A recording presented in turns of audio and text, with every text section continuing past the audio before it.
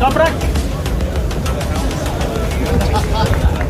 Abi çok heyecanlıydı özellikle son tur. Çünkü son tur bir şeyler daha eklememiz gerekiyordu pole pozisyonunu almak için. Benim için bir ilk çünkü dünya şampiyonasında bugüne kadar pole pozisyonunu hiç yağmurda almamıştım. Bu bir ilk oldu. Eğer yarışta yağmurlu olursa, yarışta kazanırsam tekrar yeni bir ilke imza atacağız. İnşallah her şey istediğimiz gibi olur. Çok sağ ol abi.